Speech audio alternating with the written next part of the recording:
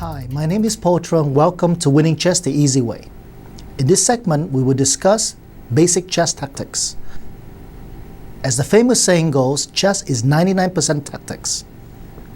And in this DVD, Susan will explain to you 13 different tactical motives. In addition, she will introduce to you ways how you can improve your chess tactical skills through a special pattern recognition method that was developed by Susan herself. Susan? Thank you, Paul, for the introduction. Welcome all who is watching. It's my pleasure to introduce to you the basic chess tactics. Sit back, relax, and enjoy.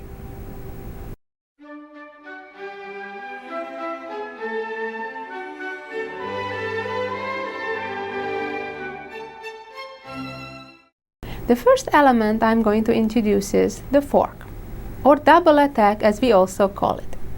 What it means is we are attacking two or more of the opponent's pieces at the same time. There is also another version of it, namely when we attack one opponent piece as well as threatening to give checkmate. So now go to the chessboard and we'll start with the first position that you see on the board. This is our first basic example when white can make a fork with his queen. If you look at the screen for a moment, I'm sure you can figure out how. The move is queen d4. That's giving a check to the black king and attacking the black rook at the same time. Black must defend against the check either by blocking it or moving out, and then white just picks up the free rook. In our next position, the knight is the fork giving piece. As they say, the knight is the most dangerous piece to give forks. In this position, the correct move is knight to e6, again giving a check to the black king. Once the king moves out, the knight picks the queen up. This position happened in a game just after 4 moves, and it's black's turn. Again, queen is the hero of the game, moving queen to a5, checking the white king. White blocks the check one way or another, and then the queen picks the bishop up for free. Our next example is somewhat different. We are not attacking two of the opponent's pieces. However, we are attacking the black rook and threatening checkmate. The correct move is queen e4, attacking black's rook on a8. If the rook moves away, we are giving checkmate by queen h7. So black's best bet is to stop the checkmate, but in that case, white simply picks the rook up, winning a full rook. In our next position, the hero is the little pawn. And the solution is pushing the pawn up, attacking the king and the bishop at the same time. The best black can do is give the bishop up and get one pawn in return. Our next example is somewhat more difficult because it's not just a one-move fork. However, we have to create it. Right now, you cannot give a fork. You need to build up to it. And the correct move here is to trade the queens to force the white king into the forking position, and then the black rook can come down, giving a check and winning white's bishop on b2. Our next position is interesting. White has 2 rooks while black has a queen. The most obvious looking move would be moving the knight to d7, attacking black's queen and black's bishop, in fact threatening the checkmate by rook takes bishop. However, now black has a way to make a fork by moving the queen to c6, checking white's king, and next move picking up the white knight for free. Therefore, knight to d7 is not the correct solution. This is again a 2-move combination. The correct answer is rook takes bishop, sacrificing the rook for the bishop, forcing black to capture the rook, and now play knight d7, already with a much bigger effect. Checking the king, king gets out, and all of a sudden we got a tremendous advantage of an extra rook and knight. In this position, black is attacking white's queen, and there is no way to fork right away. Here we need to set it up. Again, it's a two-move combination that involves a queen sacrifice. Try to take a moment, figure it out if you can. The answer is queen takes bishop, giving the queen up, forcing the king into the forking position, and now the knight jumps to c5, and next move, knight takes queen.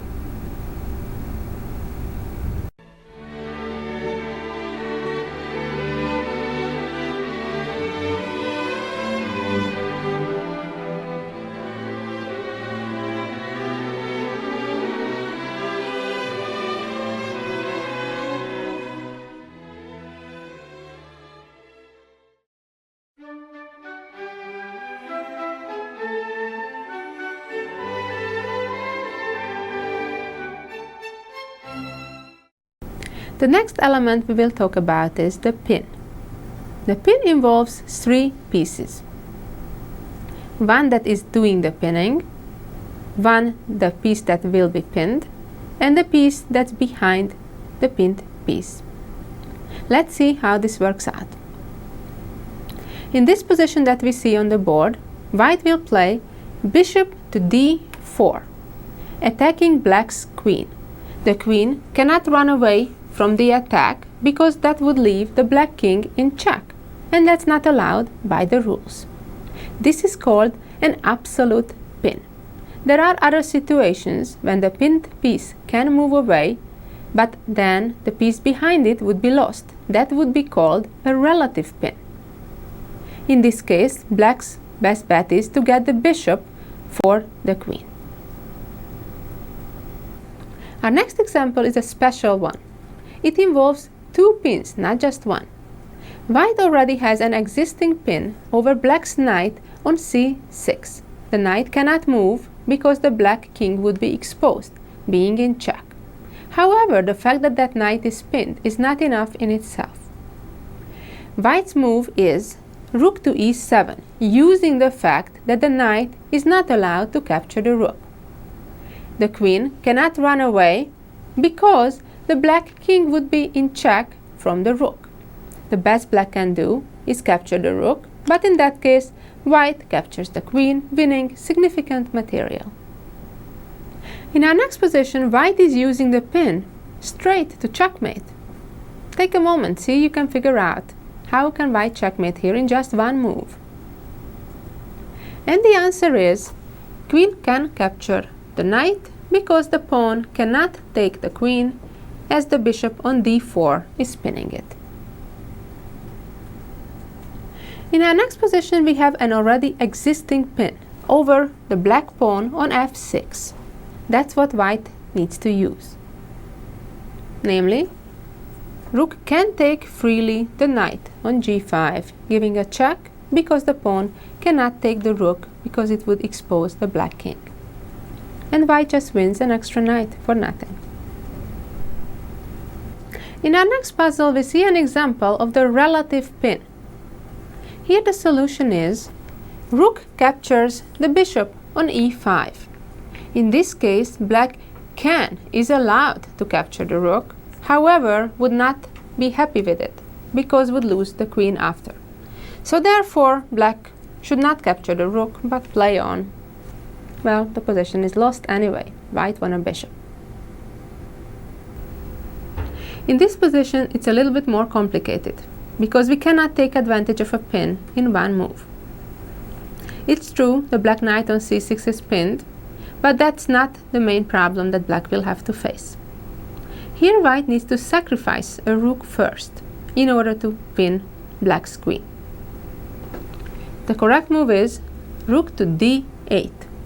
The knight cannot capture the rook because it's pinned, and once the king captures the rook, the king moved in to another pin.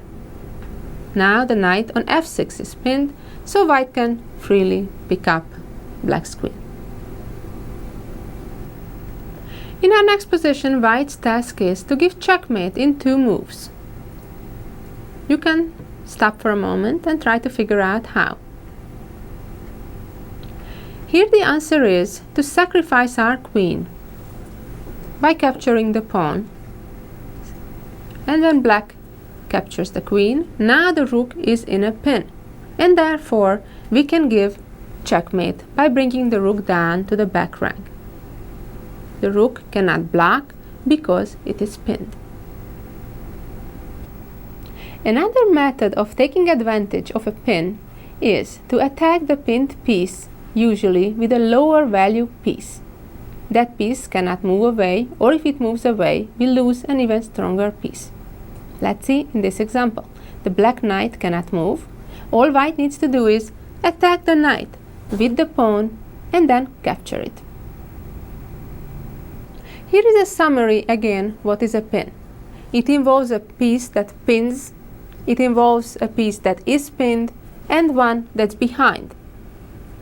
In case the middle one moves, either it's impossible when it's a case of an absolute pin, or let's say a queen would be here instead, then it would be a relative pin when the knight can move but would lose an even stronger piece.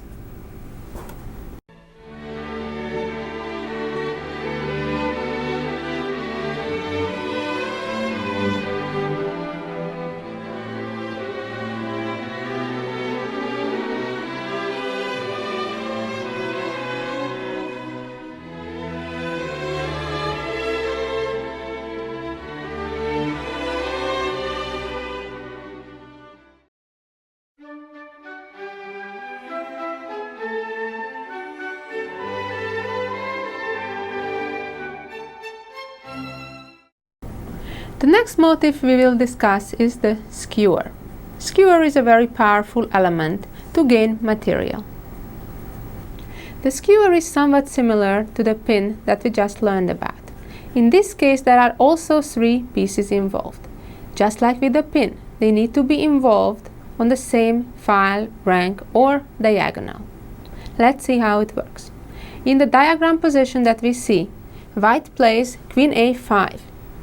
So again, there is an attacking piece, there is a piece in the middle, and when that piece moves, because it's forced to move, we will pick up the piece behind it. Here there is a sister position when we just move the queens a little bit to a different place.